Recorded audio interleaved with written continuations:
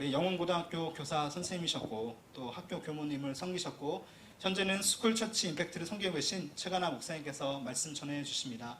목사님께서 말씀 전하실 때 큰 은혜 받으시기를 주님의 이름으로 축원합니다. 네.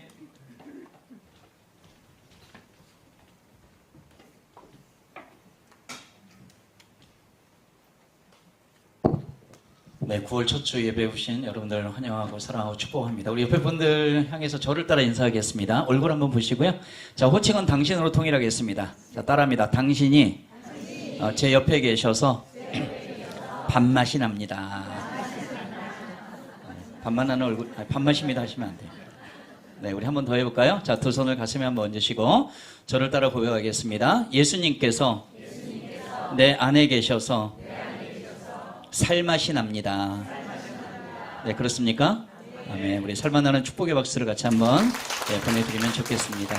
네, 먼저 영상 하나를 잠깐 보고요. 그리고 말씀 나누도록 하겠습니다. 그 CBS 영상을 부탁드리겠습니다. 네, 소리 좀 잡아주세요.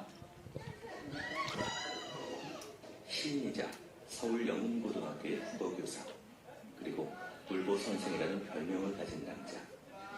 그에게는 특별한 무언가. 기도하겠습니다. 하나님, 시험 마치고 또 연휴도 마치고 세상에서 가장 아름다운 사랑이 넘치는 학교로 공부할 때 지혜가 넘쳐서 1시간을 공부하면 10시간의 효과가 드러나는 우리 아이들 되게 하여 주옵소서. 아멘.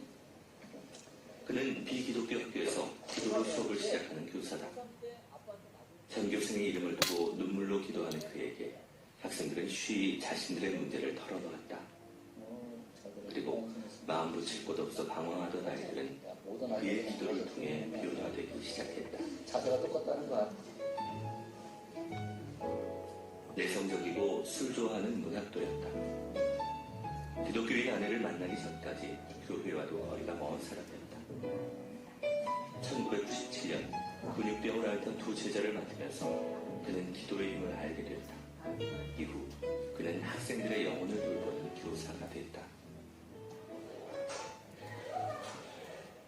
안녕. 그는 영훈고 가스펠반을 지도하고 있다. 그래서 점심 식사는 늘 학생들과 함께다.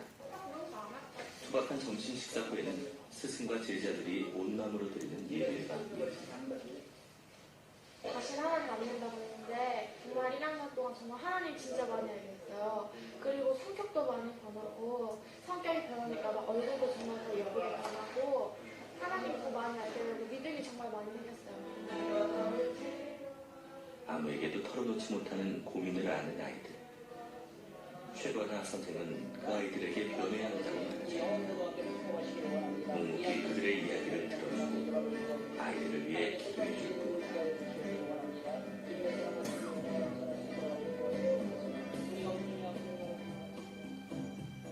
(20년을) 교사로 살았다. 앞으로도 그리 사는 게 최관아 선생의 소원이다. 제자들의 고통을 자신의 고통처럼 느끼는 사람. 그래서 울보 선생 최관아는 오늘도 제자들을 위해 눈물로 기도를 드린다. 네, 감사합니다. 저 화면에 나오는 게 저인 거 아시겠죠? 네, 예전의 영상입니다. 네, 소개해 주셨듯이 저는 영훈고등학교 이제 졸업생이기도 하고요. 원래 79년도에 영훈고등학교 7회 학생으로 들어왔습니다. 지금 51회 아이들이 이제 고1이고요. 세월이 좀 많이 흘렀죠. 예, 그리고 그 당시에 교장선생님은 이 학교를 설립하신 김영훈 선생님이셨어요.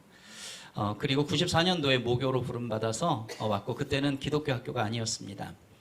그리고 기도하는 선생님들, 학생들, 여러 사람들의 중보기도로 말미암아 이제 계속해서 기도하던 분들이 계셨는데 집중적 기도가 2000년도부터 시작돼서 15년의 기도 끝에 하나님께서는 이 학교를 통째로 기도학교로 만들어 주셨고 또 영혼 오른교회를 세워 주셨습니다. 사실은 오늘 말씀 제목을 YBS로 하려고 그랬어요. 영혼 비하인드 스토리. 그렇게 하려고 했는데 그러나 또 이제 또 말씀 제목으로 이렇게 또 마음 주셔서 제목을 그렇게 했습니다. 많은 목사님들의 설교를 하지만 저는 이 학교에서 역사하시는 하나님의 은혜를 여러분들 오늘 주어진 시간 동안에 같이 나누려고 합니다. 아마 여러분들 뭔가 지금 내가 왜 여기에 오게 되었는가 그것을 하나님의 마음으로 보시게 되면 그 섭리가 있다는 사실을 여러분 기억하게 될 것이라고 봅니다. 여러분 저를 한번 따라해 주시겠어요? 하나님께서 나를 부르셨습니다. 자, 하나 더요. 하나님께서 나에게 사명을 주셨습니다. 하나님께서는 어느 시대나 어느 장소에나 하나님의 사람들을 남겨두셨어요. 그리고 찾으십니다. 그리고 부르시고 사용하기를 원하십니다. 근데 세상에 살아가는 사람들은 성경에서 얘기할 때는 세 부류의 사람들을 얘기해요. 한 부류는 육의 사람입니다. 육의 사람은 하나님을 전혀 모르는 사람들을 말하는 거죠. 지금 여러분들은 이 영혼어른 교회 속에 와 있지만 이 영혼학원 속에 지금 참 많은 영혼들이 아직 하나님을 모릅니다. 육의 사람입니다. 또 한 부류는 성령의 사람이 있어요. 성령의 사람은 이 땅에 발을 붙이고 살지만 하나님의 음성을 듣고 하나님의 마음을 가지고 하나님의 말씀대로 순종하며 살아가는 사람들을 성령의 사람이라고 합니다. 저는 여러분들이 그런 사람인 줄로 믿습니다. 근데 희한한 한 부류의 사람들이 있죠. 성령의 사람과 육의 사람의 가운데 있는 육신적인 사람이 있어요. 이 사람들을 우리는 보통 양다리 신앙인, 썬데이 크리스찬 이렇게 이야기를 합니다. 사실 저는 지금 목회자로 여러분들을 이렇게 만나고 있지만 저희 집은 예수를 믿는 사람이 단 한 명도 없는 그런 집안에서 저는 자라났습니다. 충남 공주가 고향인데 할아버지 5형제가 계셨고 다 술 퍼먹다 돌아가세요. 완전 알코올 중독자 대대로 그러한 집안, 예수 믿는 사람 한 명도 없는 그런 집이죠. 저희 아버지가 외동 아들인데 19살에 장가 갔고요. 그리고 엄마가 시집 오니까 할머니가 결혼시켜놓고 질투하십니다.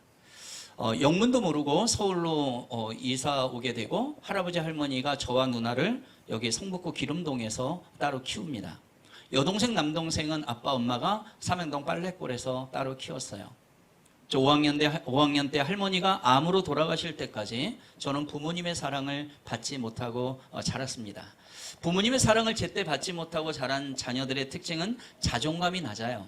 세상에 나가 당당하게 외치며 살아가기가 너무나 많이 힘이 드는 겁니다. 극히 내성적이었던 저희 아버지는 술만 드시면 돌발성을 보이셨어요. 너무 비판적이고 부정적이고 그 어둠의 문화가 지배하는 말, 행동, 그리고 약간의 폭력 등등도 있었어요. 저는 아버지가 너무 싫었습니다. 다가오면 악취가 나요. 그리고 한번 안아준 적도 없고 사랑한다는 말도 못하는 그분이 저희 아버지래요. 근데 여러분들 아십니까? 정말 싫어하는 사람을 자꾸 생각하게 되면 그 사람 닮아간다는 말이 있어요. 정말 죽이고 싶은 어떤 대상을 자꾸 생각하게 되면 그 인간하고 똑같아진다는 말도 있죠. 이걸 거꾸로 적용하게 되면 우리가 믿는 하나님, 사랑이신 그 하나님 예수 그리스도를 자꾸 묵상하게 되면 그 하나님의 형상을 갖게 된다는 말도 되는 것이죠. 제가 커가면서 아버지를 닮아가는데 일단 외모가 아버지를 닮았어요. 저희 아버지가 이마가 넓으세요. 네, 제가 이러고 싶겠습니까? 그리고 이제 빛이 나갑니다. 목소리가 아버지를 닮았어요. 여러분 제 목소리 괜찮은가요?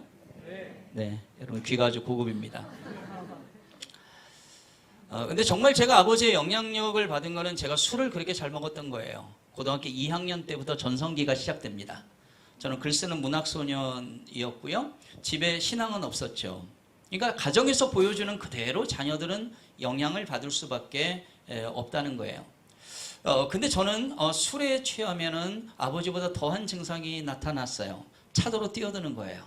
그리고 춤을 추고요. 주먹으로 유리창을 얼마나 깼는지를 모릅니다. 나중에 예수님께서 저 만나주시고 그리고 공부하고 나서 알았어요. 나는 이 어린 관아라는 아이는 이 러브탱크가 이 사랑 저장소가 비어있는데 무엇인가를 채우고 싶어 했구나. 그리고 아버지에 대한 분노가 그렇게 나타나고 있었구나. 힘으로는 이길 수가 없으니 그리고 내가 어떤 방법으로든 이겨보려고 몸부림치고 있었구나. 그러한 상황 속에서 저는 학교에서 모범생이었지만 속에 불같은 분노를 가지고 청소년 청년 시절을 지났습니다. 청소년들이 너무 좋아서 선생님이 됐어요. 영혼 오기 전에 영등포쪽에 있는 한 학교에서. 그런데 그 학교에서 지금의 아내를 만났고 아내는 영어 선생님으로 부임해 옵니다. 저 29살 제 아내 24살. 만난 지 3개월 만에 눈이 맞고 7개월 후에 결혼을 합니다. 근데 저희 집안하고는 너무나 다르게 제 아내 집구석이 아니라 제 아내 집구석이 아니라 집안은 5대째 기독교 집안의 딸이에요. 선교사가 복음을 들고 이북으로 들어올 때부터 예수를 믿었던 아주 속칭 영빨이 막강한 집안의 장녀. 저희 장모님이 목사님이십니다. 처남도 지금 담임 목회하고 있어요. 그 집에 결혼하겠다고 제가 인사하러 갔더니 살자가 너무 많은 집안이 있죠. 목사, 전도사, 권사, 집사. 그때 제가 냈을 건 교사 이거 하나밖에 없었습니다. 저희 장모님 당시에 전도사님이셨는데 기도의 어머니셨어요. 문제가 생긴 거예요. 믿지 않는 남자애가 사위가 되겠다고 하니 여러분 진짜 기도하는 사람들은 상황과 여건을 탓하지 않습니다. 그 가운데서 하나님이 이게 뭡니까 하고 기도 제목으로 올려드리면 하나님이 응답 주신다는 걸 믿기 때문에 저희 장모님 바로 진포다리 사서 기도원에 일주일 금식기도 올라가셔서 기도하십니다. 하나님 어디서 이상한 남자애가 하나 왔습니다. 이 아이가 제 사위가 맞습니까? 하나님이 마음에 응답 주셨어요. 네 사위 맞다. 빨리 하산해라. 내려와서 일사천리로 약혼 결혼을 합니다. 근데 여러분 좀 이상하시죠? 제 아내는 저를 만났을 그 당시에 모태신앙이고 5대째 믿음의 딸 아닙니까? 근데 어떻게 술독에 빠져 사는 이 남자를 남편감으로 선택할 수가 있었을까요? 우리가 조금만 생각해 보면 알 수가 있어요. 제 아내는 교회에서 임원도 하고 정말 열심히 신앙생활을 하는 그런 청년이었죠. 집에서는 밤 10시만 되면 가정 예배를 드리는 그러한 집안이었어요. 그런데 교회를 열심히 다녔지만 저를 만났을 그 당시에 속칭 영빨이 완전히 떨어져 있었습니다. 그러니까 저를 바라보는 눈빛이 영적인 눈으로 저를 봐야 되는데 바라보는 눈빛이 어때요? 보암직도 하고 먹음직도 했던 거죠. 이 결혼 생활이 순탄했을까요? 아닙니다. 영이 달랐기 때문에 아내는 본연의 믿음을 가지고 있는 자매였죠. 5년 동안 피 터지게 싸우고 이혼의 위기까지 갈 때 주님께서 작은 교회로 옮기게 하시고 거기서 제자훈련을 받으며 저와 아내를 영적인 부부로 만져가기 시작하셨습니다. 양다리 신앙인의 생활을 계속하던 중에 영훈학교에서 콜이 왔어요. 제 모교이기 때문에 선생님 하려면 건너와서 하면 좋겠다. 그래서 저는 영훈고로 94년도에 옵니다. 고등학교 1학년 2명을 저희 반에 하나님께서 보내주시며 이 아이들을 위해 기도하게 하십니다. 이 아이들은 근육세포가 점점 없어져 죽어가는 루게릭병에 걸린 아이들이었어요. 고3을 못 넘기고 죽는다는 시한부 인생을 사는 아이. 저를 만났을 때 손가락 5가락 중에 3가락의 세포가 이미 죽고 허벅지가 우리의 팔뚝 정도로 이미 가늘어져 있는 아이. 여러분 저는 정말 아이들이 좋아서 선생님이 됐는데 제가 가지고 있는 국어 지식이나 제 스펙, 노하우, 제 사랑법으로 이 아이를 살릴 수 없다라는 걸 깨달았을 때는 너무 심한 자괴감에 시달렸습니다. 매일 끝나고 선생님들하고 이쪽 지역을 다니면서 술을 마시면서 울었어요. 내 아내가 어느 날 얘기를 했습니다. 여보 그렇게 울지만 말고 하나님 말씀 붙잡고 새벽기도 가봐. 새벽기도는 응답이 100%가 아니야. 200%야. 저는 그런 거 잘 몰랐지만 나 안 해봤던 걸 해봐야 되겠구나 하면서 새벽기도 가서 울면서 기도하기 시작했고 얼마나 울면서 기도했는지 어느 날 아침에 눈을 뜨고 일어났더니 쌍꺼풀이 없던 제 눈에 쌍꺼풀이 생겨버렸습니다. 그리고 별명이 울보 선생이 됐어요. 근데 정말로 놀라운 변화는 이 눈물의 의미가 바뀌었다는 겁니다. 여러분 우리가 지내다 보면 좌절과 한탄과 분노와 짜증나는 그런 눈물이 나올 때가 있죠. 하지만 문제거리를 가지고 하나님 앞에 가서 울며 불며 하나님 앞에 기도하니까 이 눈물의 의미가 소망으로 바뀌더라는 거예요. 기대로 바뀌고요. 성경 속에 역사하신 하나님의 놀라운 은혜가 지금 내가 살아가는 이 현장 속에 이루어진다는 확신의 눈물로 바뀌더라는 것입니다. 여러분 저와 여러분들에게 이 눈물이 가득하기를 소원합니다. 루게릭병 애들을 붙잡고 기독교 학교는 아니었지만 아이들을 붙잡고 매일매일 기도했고 그리고 저희 교회로 나오기 시작했고 그 부모님들도 이 아이를 붙잡고 같이 기도하는 분들이 되셨어요. 수능이 끝난 그 해 겨울방학 3년의 기도 끝에 하나님께서는 이 아이들의 병을 멈추어 주셨습니다. 그리고 이 아이들의 병을 회복시켜 주셨고 주 예수를 믿으라 그러면 너와 네 집이 구원을 얻으리라. 이 말씀대로 이 가정을 통째로 구원해 주셨다는 사실입니다. 이 두 학생들은 지금 44살의 나이로 지금도 살아가고 있습니다. 하나님께서는 이러한 가정을 통해서 저를 믿음의 사람으로 불러주셨어요. 여러분 성경에 보게 되면 구약 성경을 보게 되면 모세를 부르는 장면이 나오시오. 40, 80, 120 모세의 나이는 120살로 끝납니다. 40세 때까지는 이집트의 왕자로 왕실에서 교육받으며 그렇게 살았어요. 히브리인의 자녀였지만 하나님의 사람이었지만 자기의 혈기로 바로 살인을 저지르고 도망자가 됐어요. 겸손해진 나이 80세 때 하나님께서 꺼지지 않는 떨기나무 불꽃으로 부르십니다. 그리고 애굽에 갇혀있는 하나님의 백성들을 구출해내라는 그러한 사명자로 하나님이 쓰셨다는 것이죠. 바울이라는 사람은 어떻습니까? 예수 그리스도의 제자들을 잡아 죽이던 이 사도 바울 다메섹 거리에서 예수님께서 눈을 멀게 했죠. 육적 눈은 어두워졌지만 영적 눈을 뜨게 하셨고, 그리고 예수님을 위해 복음을 위해 로마의 복음을 전하고 이방인의 사도로 지칭받을 정도로 목숨을 걸고 순교하기까지 그렇게 하나님의 사명자로 변화되게 되었다는 사실입니다. 자, 마태복음 4장 18절 20절 말씀이 있습니다. 한번 띄워주세요. 제가 말씀 얘기할 땐 바로바로 띄워주시면 됩니다. 자, 마태복음 4장 18절 20절엔 여러분들이 잘 아는 본문이라 읽지는 않겠습니다. 자, 예수님께서 어부인 제자들을 부르는 장면이 나오고 있죠. 자, 19절에 가게 되니까 사람을 낚는 어부가 되게 하겠다라는 표현이 나오죠. 내가 너희를 사람을 낚는 어부가 되게 하겠다. 이것은 뭐냐면 바로 저와 여러분들의 본업입니다. 본업이라고 하는 건 무엇이냐면 우리가 하나님 앞에 갈 때까지 변하지 않는 영혼을 구원하는 사람으로 부르셨다는 거예요. 세상에 직업은 있다가도 없습니다. 청년들은 알바를 하다가도 없을 수가 있어요. 저는 작년에 학교를 퇴임을 했습니다. 제가 보기보다 나이가 좀 보기에도 많아 보이나요? 네. 제가 여기 앉아서 아까 기도하면서 생각하니까 꼭 1년 전 9월 3일 날 이곳에서 퇴임 예배를 드렸던 적이 있어요. 그때 한 150여 명이 저희 제자들, 선생님 등등 전부 기도하셨던 분들이 오셔서 하나님께 영광 올려드리고, 지금은 전국의 학교 사역을 하는 스쿨 처치 임팩트 대표로 지금 영혼 학교처럼 세워가는 그러한 사역을 하게 하셨습니다. 그래서 저와 여러분들의 믿음의 사람들의 인생은 ING입니다. 끝이 없다는 거예요. 세상에서는 끝이다, 퇴직하면 뭐하냐 이런 얘기를 하지만 믿음을 가진 우리들은 본업이 사람을 낚는 어부, 영혼을 구원하는 도구로 부름받았기 때문에 우리의 인생은 ING입니다. 진행형이라는 사실을 여러분 꼭 기억하시기를 바랍니다. 하나님께서는 저와 여러분들을 이렇게 부르셨어요. 그리고 사명을 주셨습니다. 오늘 읽었던 이사야 6장 13절 본문 말씀 있죠? 여러분 나중에 1절에서 13절까지를 한 번 더 묵상을 해보시기 바랍니다. 이 말씀을 요약하면 이렇습니다. 하나님께서 이사야를 부르시는 장면이에요. 환상 가운데 하나님을 만난 이사야, 이렇게 얘기합니다. 하나님, 제가 더러운 인간입니다. 어떻게 저에게 거룩하신 하나님이 나타나실 수가 있습니까? 이걸 성경에서는 제 입술이 부정한 자입니다. 이렇게 표현을 합니다. 여러분, 입술은 전 인격을 말하는 거예요. 한마디로 얘기해서 이사야는 거룩하신 하나님 앞에 딱 서니까 죄가 다 드러난 것이에요. 여러분, 우리도 마찬가지입니다. 여러분이 예배 자리에 오고 하나님 말씀을 대면하게 되면 가장 먼저 나타나는 현상은 내 죄가 드러난다는 거예요. 내가 하나님을 믿고 살지만 세상의 때가 묻어져 있고 이 속에서의 육체의 정욕, 안목의 정욕, 이생의 자랑이 나를 휘감고 있기 때문에 우리는 또 주님 앞에 나아가고 하면서 오늘 이 자리에 초청받아 온 거 아니겠습니까? 이사야는 그 고백을 한 거예요. 하나님, 저 더럽습니다.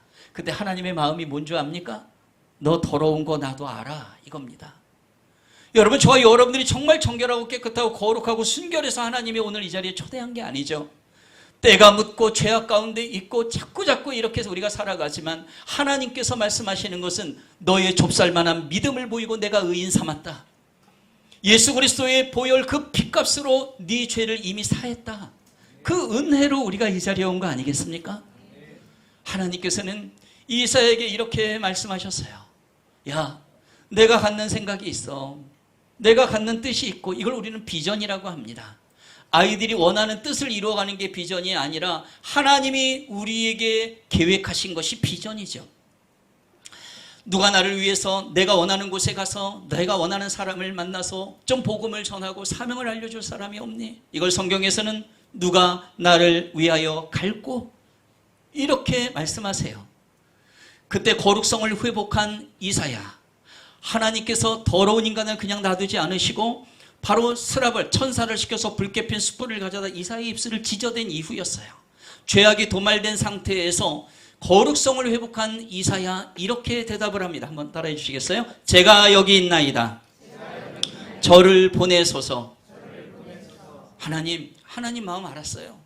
하나님 뜻을 제가 알았습니다. 하나님이 원하시는 곳에서 하나님이 원하시는 사람을 만나 하나님이 원하시는 뜻을 제가 이루어드리기를 원합니다.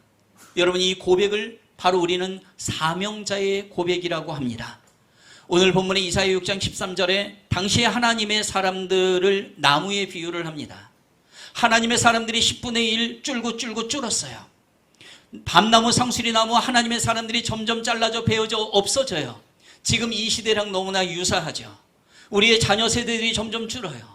아기들을 낳나요. 바로 이 속에서 우리는 살아가고 있어요. 하나님의 사람들 점점 없고 전국을 다니다 보니까 교회의 주일학교가 50% 60%가 이미 없어졌어요. 바로 그러한 속에서 우리가 살아갑니다. 근데 하나님께서는 말씀하셨어요. 내가 그럼에도 불구하고 남겨놓는 것이 있으니 거룩한 씨 그루터기니라. 오늘 본문 이사야 6장 13절 말씀입니다. 거룩한 씨 그루터기라는 말은 나무의 밑둥을 말하죠. 나무를 자르면 나이테가 보이는, 나뭇가지 이파리 열매 아무것도 없어서 죽은 것 같지만 사실은 살아있다는 거예요. 뿌리가 살아있어요. 바로 이 거룩한 씨 그루터기는 남겨진 하나님의 사람이라는 뜻입니다. 바로 저와 여러분들인 줄 믿습니다. 바로 저와 여러분들이 하나님의 마음을 가지고 부르심의 사명을 깨달아 알고 정말 하나님의 말씀에 순종해 간다면 우리는 거룩한 씨 그루터기 사명자적 믿음으로 살아가게 된다는 거예요. 그런데 여러분, 중요한 것은 우리만 그렇게 살아가는 게 아니라 우리가 그런 정체성을 분명히 가질 때 우리의 자녀손들 그리고 우리 교회의 영적인 자녀들을 그렇게 사명자로 키워갈 수가 있다는 거예요. 문제는 우리의 다음 세대, 우리 아이들이 아니라 어떤 믿지 않는 영혼들이 아니라 우리가 진정으로 그 하나님의 심장을 품고 거룩한 사명자적 믿음을 가지고 있는가 하는 것입니다. 하나님께서는요, 주님이 다시 오실 때까지 그 하나님의 사람들을 곳곳에 남겨두셨다는 사실을 꼭 기억하시길 바랍니다. 한번 옆에 분들하고 인사 나눠주세요. 우리는 그루터기입니다. 이렇게 그루터기 사명자로 부름받은 사람으로 살아갈 때 하나님께서는 우리에게 무기를 주셨어요. 다름 아닌 말씀과 기도의 무기입니다. 요한복음 1장 1절에 보게 되면 이런 말씀이 있죠. 태초에 말씀이 계시니라. 그 말씀이 하나님과 함께 계셨어요. 그 말씀이 곧 하나님이십니다. 이 말씀은 곧 예수 그리스도를 말하고 있는 거죠. 자, 성육신 하셔서 이 땅에 오신 말씀이신 주님. 그래서 여러분들이 하나님을 사랑하고 예수님을 사랑한다면 말씀을 사랑해야 된다는 거예요. 말씀을 처음에는 골라 먹고 이럴 수 있어요. 아직 믿음이 성장하지 않은 경우에는 그럴 수 있습니다. 저도 그 과정을 거쳤어요. 말씀을 골라 먹을 때가 있지만 나중에는 이 말씀이 나를 붙잡아 주시는 단계까지 갑니다. 그럴 때 하나님께서는 말씀으로 역사하시는 그것을 보게 하신다는 거예요. 제가 근무했던 학교가 여기 영혼 초중과 할 것 없이 지금도 마찬가지예요. 기독학교가 됐지만 믿지 않는 사람들, 믿지 않는 학생들이 더 많지 않습니까? 그래서 기도 가운데 하나님께서 말씀을 좀 이렇게 매길 수 있는 방법의 지혜를 구했더니 그게 바로 이거예요. 그래서 저를 아는 분들은 아마 이거 뽑아본 경험들이 있을 겁니다. 우리 송구영신 예배 때 같은 때 보면 교회에 이렇게 말씀을 뽑는 그게 있잖아요. 근데 사실은 뽑기가 뭐 성경적으로 잘못된 건 아니지만 말씀은 이렇게 조각내서 보면은요 단편적으로만 알게 됩니다. 그리고 오해가 생길 수도 있고요. 하지만 초보자들에게는 이것도 필요할 때가 있어요. 예를 들어서 복도를 뛰어다니며 쌍욕하는 애가 있어요. 너 이리 와봐. 뽑아. 너 욕했지. 벌칙으로 쓰기도 하고요. 좀 늦게 온 애들 하나씩 뽑기도. 그러면 애들은 안 뽑을 것 같지만 뽑습니다. 왜냐하면 일단 뽑는 재미가 있어요. 교회 나가는 애들 어디서 본 건 있어가지고 뽑으려면요 기도하더라고. 하나님 말씀 주시옵소서 이래요. 안 믿는 애들은 어떻게 해요? 흔들어요. 근데 흔들고 뽑든 어떻게 뽑든 여기에는 사랑과 축복과 기쁨 이런 말씀들이 있겠죠. 뭐 제가 뭐 영적으로 삐끗해서 애가 말씀 뽑았는데 잘못 나와가지고 뭐 정령 죽으리라 이런 거 나오면 저 완전 끝장 아니겠습니까? 여러분들 이따가 하나씩 뽑아 가시기를 바랍니다. 근데 뽑은 다음에 꼭 화내시는 분들이 있어요. 너의 십자가를 지금 나를 쫓을 것이 이러면 또 이제 화내시고 막 이러시는데요. 무슨 뜻이 있으리라 봅니다. 자, 또 한 가지는 뭐냐면 기도입니다. 예레미야 33장 3절 말씀, 물론 기도에 대한 하나님의 말씀은 굉장히 많죠. 하지만 우리가 그렇게 사명접적 믿음을 가지고 살아갈 때는 기도를 게을리해서는 안 된다는 것이죠. 자, 예레미야는요, 눈물의 선지자예요. 얼마나 울면서 하나님의 사역, 근데 이분은 참 힘들게 사역을 많이 하셨던 분입니다. 어떤 기쁨과 이런 것보다 고난이 많으신 분이죠. 자, 이 예레미야 선지자가 사역하다가 시위대 뜰에 갇혔는데 그때 하나님의 음성이 들려온 것이 바로 이겁니다. 한번 같이 읽어볼까요? 다 같이요. 시작. 너는 내게 부르짖으라. 내가 내게 응답하겠고 네가 알지 못하는 크고 은밀한 일을 내게 보이리라. 아멘. 자, 이 부르짖으라는 말의 원어는 카라라는 단어입니다. 이 카라라는 단어는요, 우리가 기도할 때 눈물 조금 흘리고 좀 소리내서 좀 기도하다 이런 정도가 아니라 절규하듯이 목숨을 걸고 기도하는 걸 말합니다. 한나가 아들을 달라고 이렇게 부르짖었던 때 있죠. 언어가 똑같습니다. 그 정도로 간절하게 기도하는 거예요. 그때 하나님은 응답 주십니다. 우리의 기도에 응답하시는 아버지 하나님을 신뢰하시기 바랍니다. 근데 그것만이 아니라 그렇게 기도할 때 플러스 알파가 있다는 거예요. 뭡니까? 네가 상상할 수도 없는, 네가 생각하지도 못할 크고 은밀한 일을 내게 보이리라. 그러니 여러분, 믿음으로 살아간다는 것은 흥미진진한 일이에요. 지금의 상황과 여건과 여러 가지의 문제들이 물론 있습니다. 우리 인생 자체가 그래요. 하지만은 그 가운데 믿음을 가지고 사는 사람들은 후퇴하지 않습니다. 믿음은 진보입니다. 믿음은 나아가는 거예요. 그 하나님이 함께 하시기 때문에 하나님과 동행하는 그 힘으로 나아가는 것이 믿음이라는 것입니다. 그럴 때 하나님은요, 놀라운 것을 보여주신단 말이에요. 히브리서 11장 1절에서도 믿음은 바라는 것들이 실상이요 보지 못하는 것들의 증거라고 하지 않습니까? 세상의 눈으로 봐서는 말도 안 되는 거지만 믿음의 눈으로 보게 되면은 그것이 이미 만들어진 거나 현실로 온 것이나 다름이 없다라는 사실입니다. 저도 주님께서 이제 만나주시고 이제 조그만 교회에서 평신도 제자 훈련을 3년을 받았습니다. 그러면서 교회에서 헌신하고 학교에서는 우리 아이들을 키워서 이 그루터기로 만들어야 되는구나, 이 새로운 사명을 알게 된 거예요. 영훈학교는 이제 2026년이 되면은 60주년입니다. 김영훈 할아버지, 저는 할아버지라고 하는데 김영훈 선생님은 우리나라 서울시 초대교육감이셨어요. 당신의 환갑 때 사제를 다 털어서 이 미아리 뻘밭에다 학교 세운 겁니다. 그게 영훈 초, 중, 고고. 초창기 때 영훈 중학교는 여중이 먼저 시작을 했죠.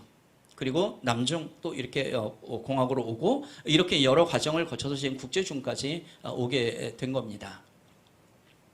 이분은 잠깐 교회를 다니셨던 분이에요. 그래서 85년도에 돌아가셨을 때 이 학교 교정에서 예배도 드리고 또 제사도 지냈습니다. 그러니까 자녀 양육에 있어서는 하지만 신실하게 자녀를 양육했다라고는 좀 보기 어렵습니다. 왜냐하면 이어지는 이사장님이 그분의 큰아들이셨는데 그때 좀 어려운 일을 이제 겪게 되고 신앙적으로 살지는 못하셨던 분입니다. 하지만 하나님께서는 저에게 또 우리 그동안 기도하셨던 선생님들 초, 중, 고에 다 계십니다. 기도하다 또 어려움 있으면 또 끊어지다, 기도하다 끊어지다, 이걸 계속 반복해 왔어요. 제가 퇴임을 하고 여러 선생님들, 제자들을 만나니까 그 기도를 했던 친구들, 선생님들을 보게 하시더라고요. 그 기도가 계속되어 온 속에 2000년도에 저를 완전히 변화시켜 주시고 기도하는 학생들이 있을 거야. 신우에도 물론 있었지만 그렇게 힘을 발휘를 못하고 있었기 때문에 기도하는 아이들도 찾아서 함께 기도하면 좋겠다. 찾아보니까 학교 앞 교문 앞에 지금 송원, 수제, 숯불, 갈비 여러분 드셔보셨어요? 네, 아주 네, 담임 목사님 오시면 성도들 회식 한번 내라고 제가 네, 하여튼 예, 거기에 그 당시에 순복음 진흥교회가 있었어요. 조그만 교회인데 그 지하실을 영훈고등학교 5명의 기도하는 학생들이 빌려서 일주일에 2번씩 예배를 드리며 오고 있었습니다.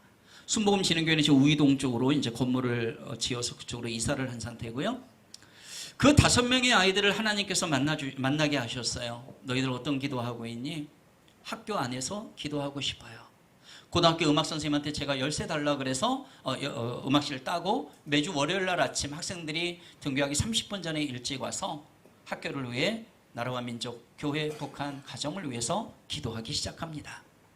아이들은 또래 집단이죠. 이 5명의 아이들은 크고 작은 교회에서 훈련받은 애들이었어요. 그루터기였다고요. 이 아이들이 기도하니까 그 또래 애들, 한 아이가 이제 기도하고 뚝 내려가니까 교실에 가니까, 야, 너 요즘 왜 이렇게 일찍 오냐? 너 위해서 기도한다 이 자식아. 무슨 기도? 너 이제 교회 안 나가냐 자식아.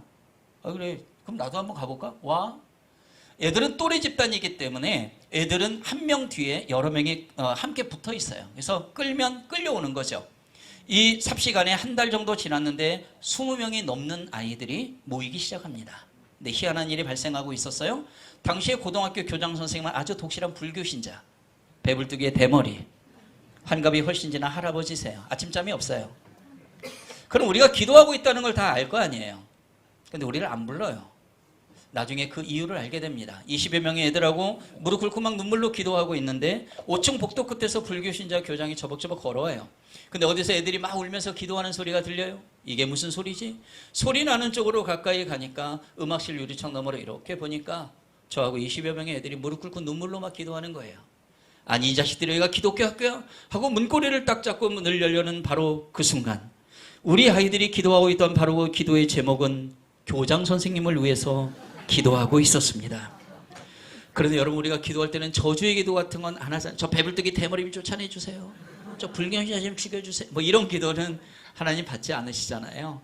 원수까지 사랑하라고 했는데 사실은 교장 선생님 원수가 아니죠. 타종교인 아직 하나님 모르실 뿐이죠. 이 아이들은 교장이 온 것도 모르는 상태에 이렇게 기도하고 있었어요. 하나님, 우리 교장 선생님이 우리를 위해 너무나 많이 애쓰고 수고하시는 분입니다. 그런데 아직 하나님 못 만났어요. 하나님 우리 교장 선생님 구원해 주세요. 기도하는 교장 선생님 되게 해주세요. 이렇게 간절하게 기도할 때 살아계신 우리 하나님 교장 선생님 마음 가운데 깊은 감동을 주셨습니다. 세상에 이렇게 일찍 학교에 와서 나를 위해 기도하는 아이들이 있다니 이건 정말 고마운 일이로구나 하고 문을 살며시 닫고 나가셨다는 사실이에요.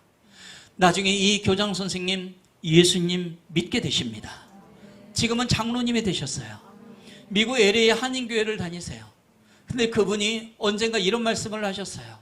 전생 내가 영훈학교에 오게 된 거는 그때 나 불교였잖아. 그 기도하는 아이들을 통해서 나 구원해 주시려고. 하나님이 그 계획 속에 내가 있었던 거야. 내가 이 노년을 얼마나 기쁘고 감사히 사는지 모르겠어. 내가 힘들어서 교장실에 이렇게 앉아있으면 왜 애들이 녹화하고 들어와가지고 교장 선생님 요즘 힘드신 것 같아요. 제가 기도 좀 하고 갈게요. 아이들이요. 자기를 붙잡고 그렇게 기도를 했다는 거예요. 선생님들 친구들이 병원에 입원해 있으면 속칭 우리식으로 얘기하면 신방부대. 걔네들이 병원까지 가서 그분들을 붙잡고 친구를 붙잡고 기도하니 하나님 그 기도 안 들으시겠습니까? 이런 놀라운 역사들이 기독교 학교 상황은 허락하지 않았지만 믿음의 사람으로 부름받은 사람들을 통해서 그런 일들이 하나하나 진행되고 있었던 것입니다. 말씀이 들어가야 되기 때문에 말씀이 없는 기도는 무당이 주문을 외는 것 같거든요. 말씀이 없는 찬양은 메아리처럼 힘이 없어요. 그래서 이 아이들 성경 공부, 말씀 양육을 했고 5명으로 시작된 것이 그 다음에 20명, 그 다음에 50명, 80명까지. 그래서 저 같은 경우는 점심 때 선생님들 식당에서 밥을 먹지를 못했어요. 맨날 이 학교 앞에 떡볶이 순대 사다가 그거 먹이고 20-30분씩 성경 공부하면서 말씀으로 세워갔던 것이죠. 고3 기도에 일주일에 120명씩 음악실로 몰려옵니다. 학교 지하실 지금도 있는데 창고로 쓰지만 아이들이 거기에 모여서 이 들어가게 되면 태풍이 몰려와서 물이 빠지지 않는 곳에 애들은 발목 걷고 들어가서 기도를 했어요. 이 기도하는 모습이 미국의 산호세라는 도시 한 집사님 꿈속에 며칠 동안 나타나면서 성교원금을 2000년도 10월부터 매달 $300에서 $500의 물질을 보내옵니다. 하나님의 나라와 의를 먼저 구할 때 하나님 모든 것을 더하시는 분임을 기억하시기 바랍니다. 중요한 것은 뭐냐면 우리가 무엇을 얻기 위하여 기도하는 것보다 하나님의 나라와 의를 먼저 구하라. 하나님의 사람으로 먼저 살아라. 여기까지만 하면 됩니다. 그러면 모든 것을 더하시는 하나님, 우리에게 필요하다고 생각되시면 주시는 분이세요. 그런데 필요 없다라고 생각하시면 우리가 구해도 안 주십니다. 대신에 그걸 이기고 살아갈 수 있는 믿음을 주시는 분이시죠. 여러분 그 원리를 우리가 기억해야 된다는 것이죠. 이 아이들의 5명의 기도를 통하여서 그 다음 후배들에게 계속 이어져 갑니다. 그러면서 이쪽 인근에 있는 신성교회라는 통합적 교회가 있어요. 저기 그 능이 마을인가요? 네, 그 옆에 있습니다. 거기도 성전 건축을 새로 했는데 15년 동안 그 교회가 저희를 많이 도와줬어요. 교육관 내줬죠. 필요한 물질 도와줬죠. 그러면서 함께 기도하고 학교에서 아버지 학교도 하고요. 코스타 강사들에서 4시간 전도 집회하고요. 급기야 한 학생이 선생님 저건 뭐예요? 학교 앞에 왕도깨비라는 호프집이 있는데 그걸 가리키는 거예요. 그거 왜? 기분 나빠요. 접수해요. 저희는 접수라는 말을 썼습니다. 그래서 기도했어요. 하나님 왕도깨비를 저희들에게 주시옵소서. 청소년 센터가 필요합니다. 아이들하고 예배 드릴 곳이 필요합니다.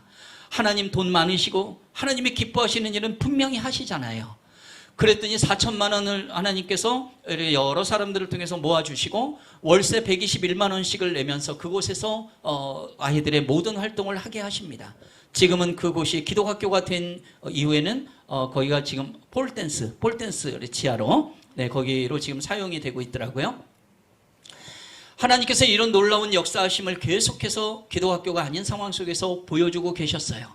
가정이 회복되고 그리고 교회에서의 일꾼들로 우리를 세워가시고 학교에서 기도하는 그러한 사람들로 기독 교사들과 학생들을 세워가기 시작하셨다는 것입니다. 초등학교, 중학교, 고등학교가 동일하게 기도하는 분들이 계속 몸부림치고 있었다는 거예요. 그런데 이 기도의 스케일을 하나님이 확장시켜 주십니다. 하나님, 이 학교를 통째로 기독교 학교가 되게 하여 주십시오. 하나님, 학교 안에 교회가 서게 하여 주시옵소서.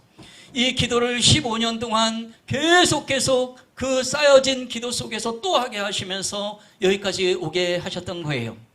정식 기독 동아리만 정식 서클이 됐어요. 그러면서 더 놀랍게 하나님은 여러 일들을 행하셨습니다. 그러던 중 꼭 10년이 됐습니다. 10년 전 2012년도 13년도에 학교에 비리 사태가 번집니다. 여러분, 저와 여러분들이 거룩한 시 구루터기로 부름받았다면 우리는 개인적으로 거룩해야 됩니다. 그래서 여러분, 우리가 조그만 죄가 발견이 된다면 빨리 회개하고 빨리 거룩성을 회복해야 돼요. 근데 공동체적으로도 거룩성을 훼손하게 되면 사랑의 하나님, 자비의 하나님이시지만 또 하는 속성, 공의의 하나님이십니다. 우리를 사랑하시기 때문에 잘못된 걸 그냥 놔두질 않으신다는 거예요. 여러분들 자녀들 뭔가 잘못하고 그러면은 야단칠 때도 있잖아요. 그것처럼 하나님께서는 징계의 날을 들어서 영혼학원을 치십니다. 성경에 보게 되면 북이스라엘과 남유다로 나누어졌던 하나님의 백성들이 있었어요. 그럼에도 얘네들 회개하지 않았습니다. 하나님은 이들을 사랑했기 때문에 바로 더 강대국 아수르와 바벨론을 들어서 이들을 쳐버립니다. 똑같은 상황이 영혼학교에 발생된 거예요. 초중고 교장 교감 다 어려운 일 겪고 이사장 감옥 갑니다. 그러면서 3년 6개월 형을 받았지만 저희들 또 모교 졸업생들이니까 또 법조인들 막 동원하고 하면서 별 일을 하면서 탄원서 써내고 하고 저는 옥중으로 전도 편지 100통 이상을 보냈어요. 15년 동안 이사장실을 제가 참 자주 갔습니다. 전도하러 간 겁니다. 근데 그분이 그럼에도 불구하고 믿음이 없음에도 불구하고 그래도 제가 졸업생이어서 그런지 몰라도 많이 아껴주셨죠. 그런 가운데 이분의 머릿속에 하나님이 이런 생각을 넣어주신 거예요. 내가 이제 나가도 형을 다 살고 나가도 학교를 운영할 수가 없을 것 같다. 그럼 어떻게 하지? 이 학교를 누가 잘 운영해주면 좋겠다. 그래서 중앙일보에 정식으로 학교 인수권자 공고를 냅니다. 어떤 기업체 서류 받아가요. 어떤 학교법인 서류 받아가요. 오륜교회가 서류를 받아갑니다. 우리가 이 영혼에 기도하는 사람들이 그 사실을 알고 얼마나 기도했는지 모릅니다. 종전 이사장에 동의하는 승인 사인이 있어야 그 학교 인수권자가 결정된다는데 하나님 우리를 기도하게 하셨잖아요. 그리고 이 학교 통째로 기독학교 만들어주신 확신 주셨잖아요.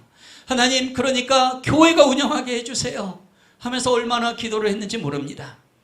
하나님께서는 결국 이 이사장님의 마음을 만지셨어요.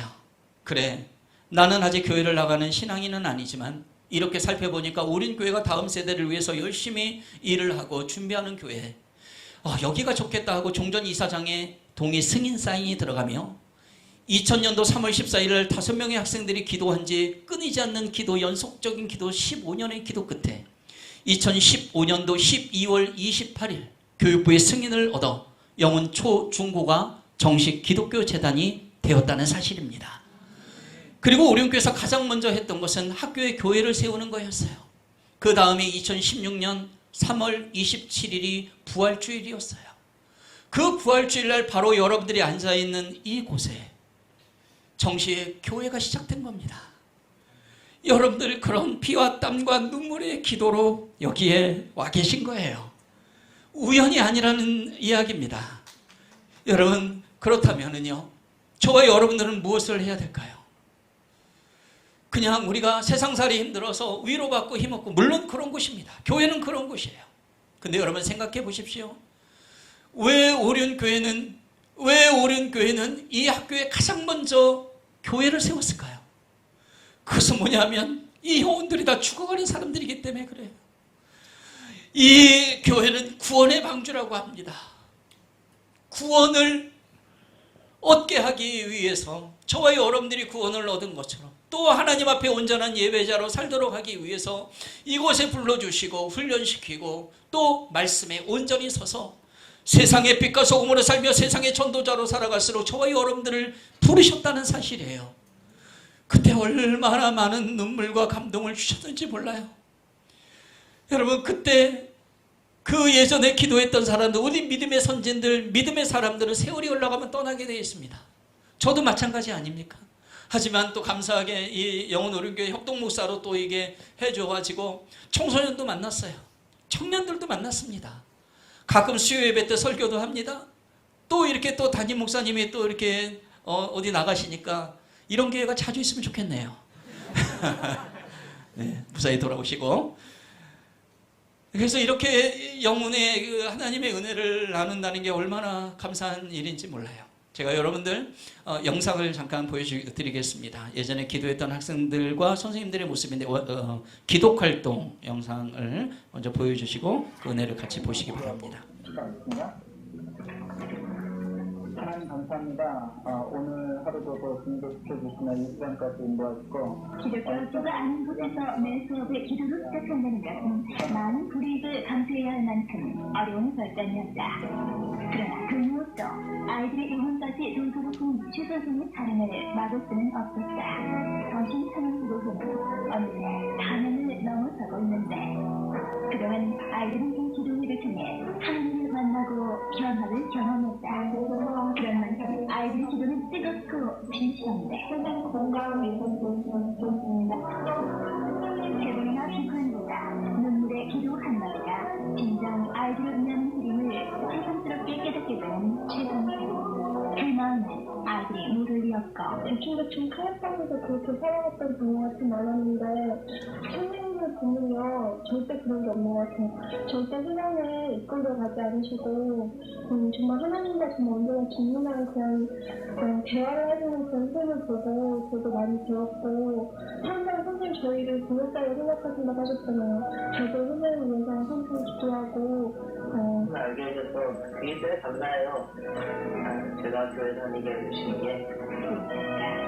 그분과 그 사이기 이전에 한 친구요 동료다.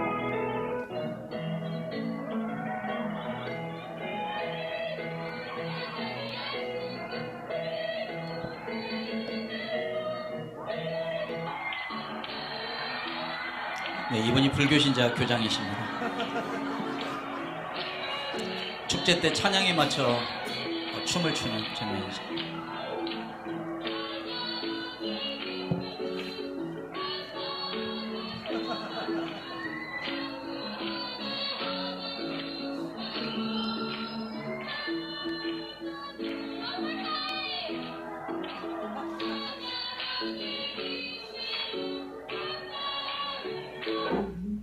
네, 루게릭병에 걸려있던 아이들이고요. 네, 이 아이들이 지금 이제 44살이 되어 있죠. 네, 옛날 영상을 편집해서 이렇게 잡음이 좀 많습니다.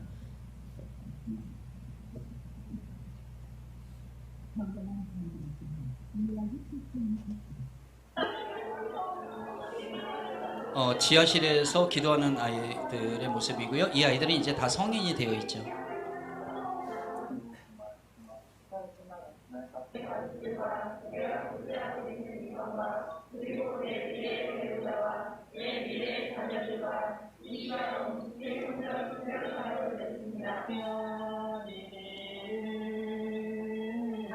제자들에게까지 보내는 것이고 주님의 왕으로 받들며 주님을 함께하는 학부모 기도회가 지금도 영혼 초중고에 계속되고 있습니다. 기독 동문회 기도회도 있고 여기는 수요일이 술집 많은 거리를 학생들이 노방 찬양 집회를 하고요. 신우회 선생님들의 예배 모임도 지금도 계속되고 있죠. 아이들이 새로 오신 선생님들을 환영하며 또 주님의 사랑을 전하는 일을 직접 합니다. 이분들 가운데 지금도 근무하시는 분이 계시죠. 네, 이 영상 여기까지만 하고 하나만 더 이어가겠습니다. 영혼 학원 영상으로 좀 바꿔주시기 바랍니다. 내가 하는 방법이 아니라 하나님께서 원하시는 방법으로 이 학교가 운영되게 해달라고 기도하고 있던 바로 15년 동안의 기간이었습니다.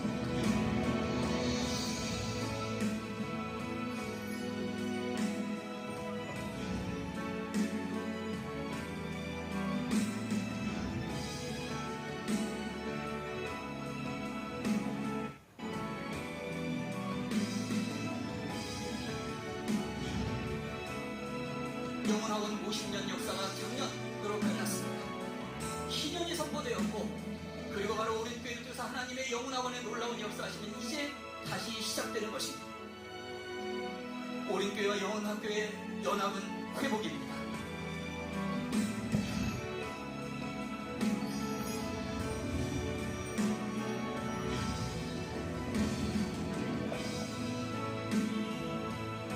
네, 감사합니다.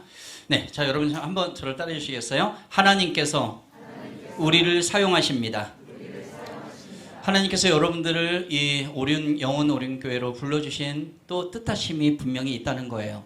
여러분들의 가정으로, 여러분들의 회사 직장으로 불러주신 이유가 분명히 있다는 겁니다.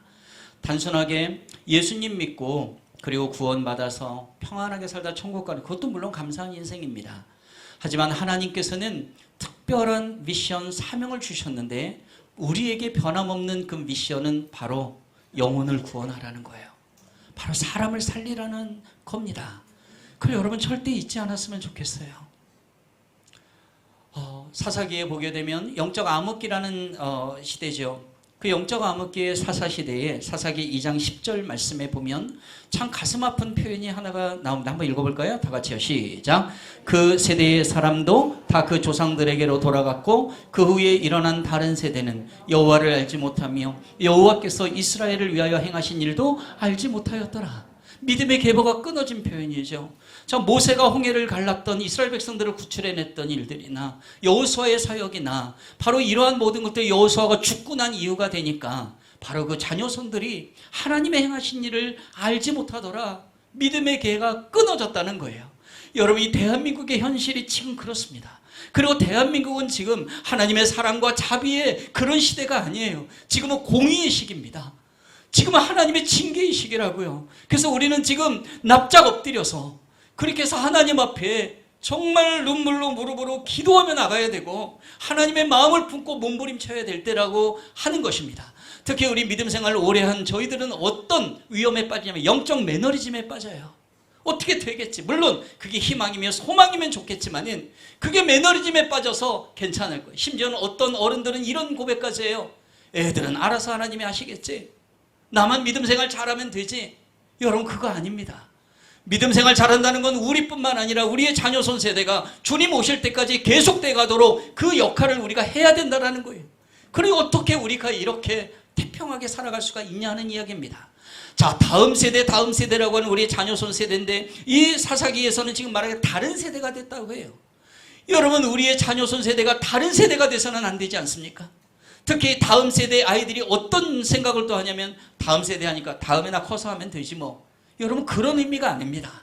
우리의 다음 세대라는 거죠. 차세대라는 거죠. 다음은 네 차례야. 이겁니다. 이게 이어져 간다는 연계성, 연속성을 말하고 있는 것인데 우리 애들은 그렇게 이해를 안 해요. 그래서 제가 많이 얘기합니다. 다음 세대 너희들을 하나님은 현 세대로 쓰신다. 너희들이 성령 받고 말씀과 기도로 무장하고 그렇다기 사명자적 믿음을 가지면 하나님은 지금도 너희를 쓰신다.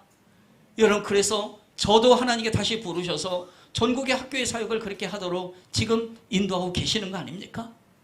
여러분, 저와 여러분들을 그렇게 남겨두셨어요.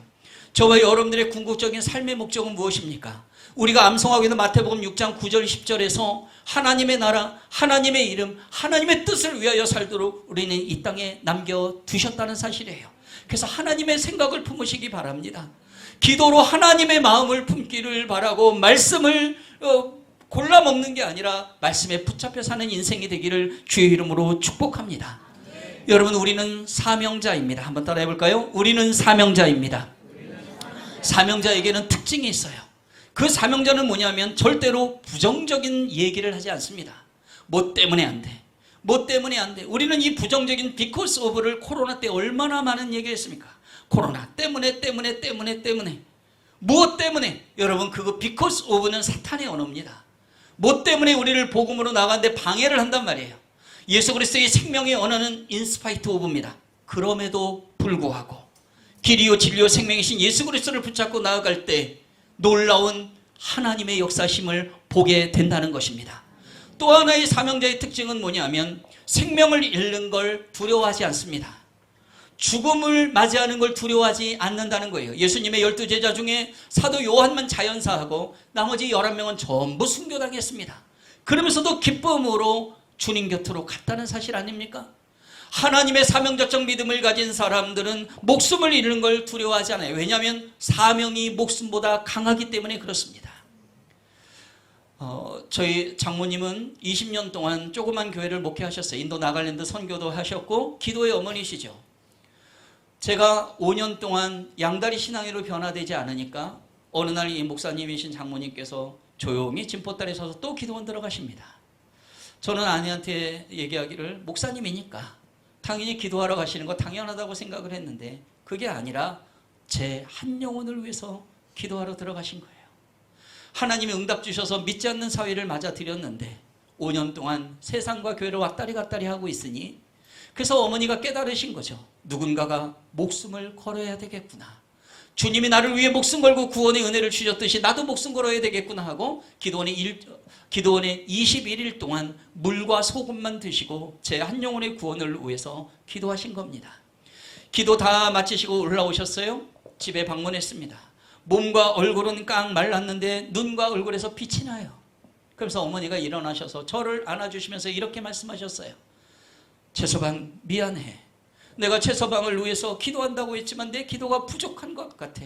그리고 최서방 괜찮대. 하나님이 최서방을 쓰신데 최서방 괜찮아? 내가 더 기도할게. 그렇게 기도를 하셨던 어머니가 기도가 부족하다라고 얘기하는 거예요. 그때 하나님의 마음이 저한테 임한 거는 무엇이었냐면 이분은 왜 목숨을 걸까? 내가 당신 딸의 남편이기 때문에? 뭐지? 그때 예수 그리스도가 십자가에 못 박혀 죽으시며 우리를 구원하신 그 은혜를 어머니도 그리고 저도 깨달아 알게 되며 자맥질 같은 끓는 울음이 제 밑에서부터 막 올라오기 시작하는 거예요. 그때 성령님이 저를 만나주셨습니다. 한 영혼을 구원하기 위해서는 누군가가 목숨을 걸어야 되는구나. 예수님이 하늘에 썩어지는 미랄이 대해서 많은 열매를 맺었던 것처럼 우리 역시 그렇게 살아야 되는구나 하는 그 마음을 가지고 저도 살아가는 인생으로 하나님이 변화시켜 주셨던 것입니다. 복음이 저희 가정에도 들어옵니다. 아버지의 관계가 제가 회복되고 아버지 예수님 믿게 되고 어머니도 믿게 됩니다. 몇 년 전 구정 설날 저희 장모님 예배 인도하시고 가족 한 명씩 축복기도 하십니다. 저희 집은 제가 인도하고 있었어요. 근데 들려온 소식 저희 어머니 마지막 기도 축도하시다가 그 자리에 쓰러지십니다. 그 자리에서 하나님 곁으로 불러 올라가셨어요. 그 어머니 장례 치르고 유품을 정리하다 보니 생전에 달력 조각에 찢어서 쓴 편지가 발견됐어요. 여기에는 이런 내용이 담겨져 있습니다. 하나님의 나라 사명 완수하는 그날 하나님 저를 한 방에 하나님 곁으로 불러주세요. 왕년에나 전도 좀 했어. 왕년에 성가대했어. 왕년에 뭐 해서 자랑하다가 뜨뜻한데 나이 들어서 누워가지고서 잠자듯이 천국 가는 것도 복된 인생이지만 하나님 저는 말씀 전하다 기도하다가 찬양하다가 섬기다가 전도하다가 저에게 주신 사명이 끝나는 그날 그 자리에서 한 방에 하나님 곁으로 불러주세요. 이 기도를 평생 하고 사셨던 분이라는 것을 알게 되었습니다. 영락교회 동산묘지에 지금 묻혀 계세요. 입관하기 전에 가족들이 한마디씩 하잖아요. 하나밖에 없는 딸이죠. 제 아내가 울면서 엄마 시신 앞에 얘기하더라고요. 엄마는 진짜 멋있는 하나님 딸이야. 엄마는 진짜 멋있는 우리 엄마야. 그때 이어서 제가 얘기했어요. 어머니 너무 고맙습니다. 죽을 수밖에 없는 이 육의 사람인 저를 기도 가운데 받아들여 주시고 목숨 걸고 기도하셨던 어머니, 저도 주님처럼 어머니처럼 그렇게 살다가 한 방에 어머니 곁으로, 하나님 곁으로 갈게요. 저에게 주신 그 상황과 여건 어떤 것도 탓하지 않고 최선을 다해 사명 완수하다가 하나님 곁에, 어머님 곁에 갈게요. 여러분, 오늘 그냥 단순하게 시간 좀 맞아갖고 여러분들 뵈러 온 거 아닙니다. 물론 하나님이 우리 목사님 통해서 마음 주셔서 이렇게 갖고 또 이곳에서 우리 아이들과 제가 평생을 지냈던 이곳에서 성도님들하고 예배를 드리고 설교를 한다는 그 자체는 하나님 작품 아니고는 말할 수가 없어요. 여러분, 저는 그걸 다 보아왔고 본 분들이 많이 있습니다. 여러분, 그렇다면 저희 여러분들은 지금 이 시기부터 무엇을 해야 할까요? 절대 포기하지 마십시오. 주님이 포기하지 않으셨어요. 또 하나, 이 영혼오륜교회가 영혼학원은 따로 있는 게 아니에요. 여러분들 하나님의 마음을 품고 저 땅을 보시기 바랍니다.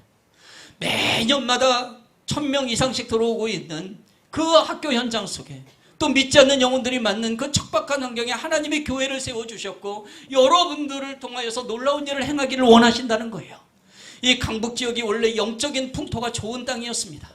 하지만 여기에 큰 교회들이 어려움을 겪으면서 다 주저앉았고 그 가운데 영혼오륜길을 세우시고 영혼학원을 복음화시켜 주셨던 거예요. 여러분, 이제는 몇 년 흘렀어, 몇 명 모였어, 물론 그것도 중요하지만은 그 속에서 일하시는 하나님의 이 YBS 영혼 비하인드 스토리가 하나님의 놀라운 역사가 계속되기를 주의 이름으로 축복합니다. 여러분들을 통해서 하실 거예요. 저와 여러분들, 우리 아이들을 통해서 계속될 거예요. 교회의 유초중고청에 아이들을 놓고 기도해 주십시오.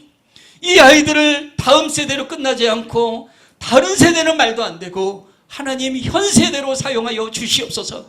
그렇게 여러분들을 기도하시며 최선을 다해 헌신해 주시기를 바랍니다. 그럴 때 하나님께서는 여러분들의 가정과 회사와 사업, 직장과 등등의 여러 가지 속에서 간증을 주실 거예요. 그 간증을 가지고 우리는 힘있게 살아가는 인생이 될 것입니다.